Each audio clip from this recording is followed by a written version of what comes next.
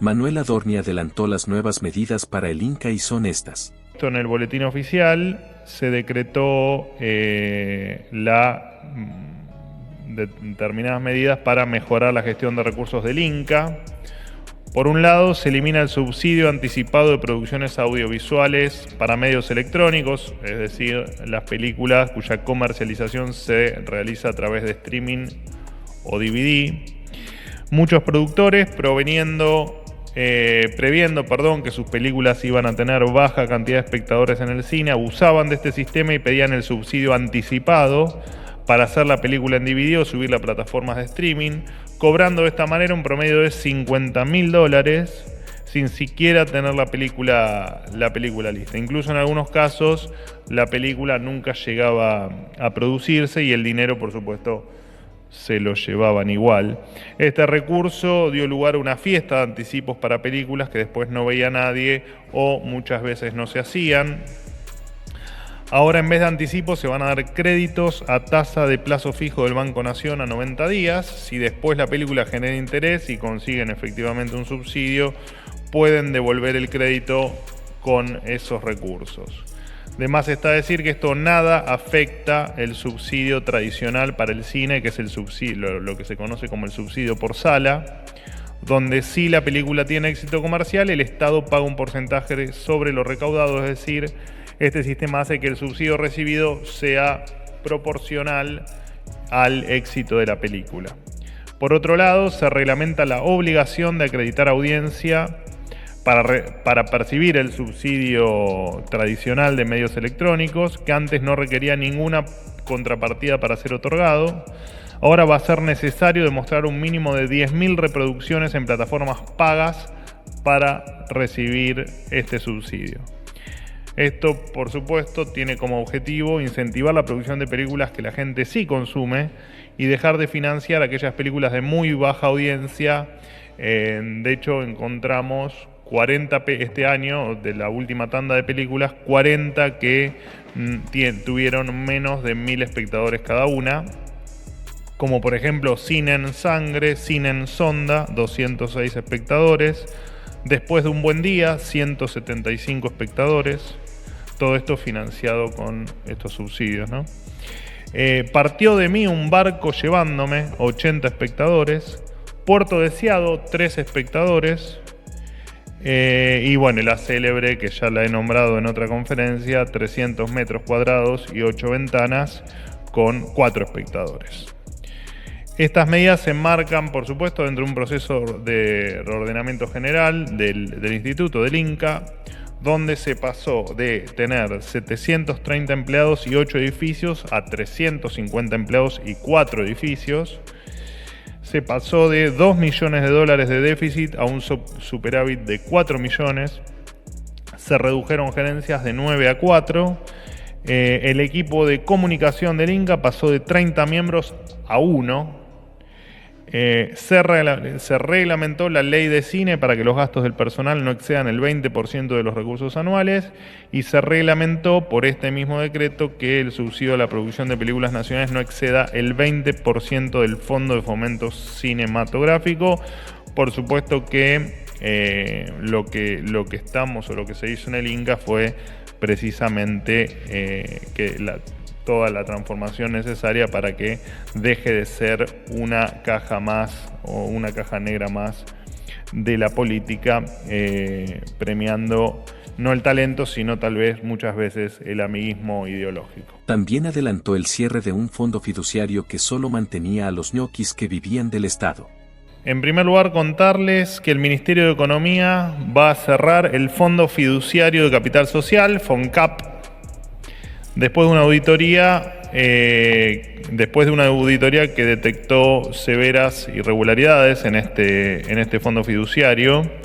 Con el cierre de este fondo, el ahorro va a girar en torno a los 100 millones de pesos mensuales. Este fondo, el FONCAP, se creó en 1997. El objetivo era ofrecer créditos y capacitaciones a las microempresas. Por supuesto que estos objetivos no se cumplieron, y el fondo fue objeto, como tantos otros, de una pésima administración. Entre los hallazgos de la auditoría que llevó adelante la SIGEN, se encontró una administración sobredimensionada que otorgaba créditos de manera discrecional y ejecutaba gastos por encima de lo necesario. De hecho, el 74% del total de sus gastos correspondía a sueldos y cargas sociales, con 20 millones de pesos destinados a oficinas y 80 millones por mes asignados a sus 26 empleados, que en el último año otorgaron apenas 20 créditos. Además, no había un esquema de promoción al financiamiento de las empresas, de las pymes. No había mecanismos para comprobar los niveles de cumplimiento esperados y no existían informes de gestión, entre otras irregularidades. Tampoco se cuidaba el capital del fondo, que ni siquiera alcanzaba para cubrir los gastos administrativos. Cuando se creó este fondo, el capital inicial era de $40 millones. Hoy de ese capital queda apenas el 8%. Por supuesto que el Estado metido en el medio no hace que ni las pequeñas, ni las medianas, ni las microempresas se desarrollen. Así que lo mejor es que efectivamente el Estado se corra de estos fondos que no tienen ningún sentido, que le hacen perder o gastar dinero al contribuyente inútilmente y que no tienen del otro lado ningún beneficiario más que, por supuesto, los que recién les he nombrado. Argentina es un país que no solo sufre de impuestos altos, sino de subsidios que a veces parecían un pozo sin fondo.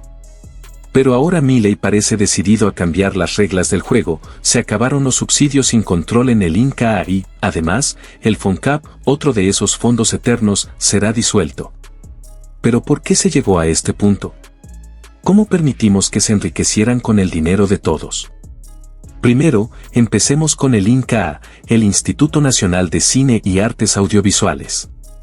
Durante años, este organismo parecía tener una única misión: gastar sin control. En 2023, de las más de 200 producciones financiadas, solo 4 lograron superar los 100.000 espectadores. Estamos hablando de millones de pesos en subsidios para películas que ni siquiera interesaron a 1.000 personas. Un derroche total. Pero eso no es todo. La administración kirchnerista llenó el INCA de empleados y alquiló oficinas innecesarias, generando un déficit de $2 millones al año. Con la llegada de Milei, el personal se redujo de 700 a 350, eliminando 4 oficinas y logrando un ahorro de 87 millones de pesos anuales en alquileres. ¿El resultado? De un déficit millonario, el INCA pasa a tener un superávit de $4 millones anuales. ¿No era posible hacerlo antes? Claro que sí. El problema es que cuando se trata de gastar lo que no es suyo, algunos gobiernos parecieran no tener límite. ¿Y los subsidios? Bueno, la fiesta de los subsidios también terminó.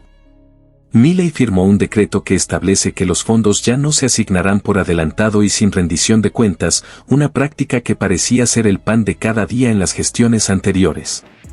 Ahora, los subsidios están sujetos a la clasificación de la película y a su rendimiento. Es decir, si no hay público, no hay plata. La idea detrás de esta reforma es simple: que el cine nacional dependa menos del dinero de los contribuyentes y se haga más atractivo para el sector privado. En lugar de contenido aburrido que nadie quiere ver, se busca un cine que realmente interese y que, en lugar de ser una carga, sea una inversión. Así es como se logran cambios reales, eliminando las dependencias y apostando a un sistema donde el esfuerzo y el mérito tengan su lugar. Pero esto no termina acá. En el último golpe a los fondos públicos que terminaban en los bolsillos de unos pocos, el gobierno también cerró el FONCAP, el Fondo Nacional de Capital Social. ¿Y por qué? Porque después de una auditoría se descubrió que este fondo se manejaba peor que una economía de barrio. Con 26 empleados, el FONCAP otorgó apenas 20 créditos en un año. Sí, escuchaste bien, 20 créditos en todo un año, gastando millones en el camino. Un desastre total. No solo eso, se encontraron gastos innecesarios y una administración tan desproporcionada que da vergüenza. Y en palabras del propio vocero presidencial, Manuel Adorni, el cierre del FONCAP permitirá ahorrar 100 millones de pesos al mes. ¿Sabes lo que es eso? 100 millones que, hasta hoy, iban directo a la basura. Esto no es solo incompetencia, es la muestra de cómo la mala gestión de los fondos públicos puede durar décadas y afectar a millones de argentinos. ¿Y quiénes son los responsables? Resulta que muchos de estos funcionarios, que manejaban con tanta libertad los fondos públicos, viven en lujos que el ciudadano común solo puede soñar. Porque mientras algunos se hacen millonarios, el argentino que se rompe el lomo trabajando paga la cuenta. Hoy, con estas reformas, Milei quiere terminar con la era de los subsidios descontrolados, los fondos fiduciarios inútiles y la burocracia eterna que solo sirvió para enriquecer a unos pocos. Porque el dinero que se despilfarra en estos organismos sale del bolsillo de todos. La pregunta que nos queda es, ¿cuánto tiempo más vamos a permitir que se juegue con nuestra plata?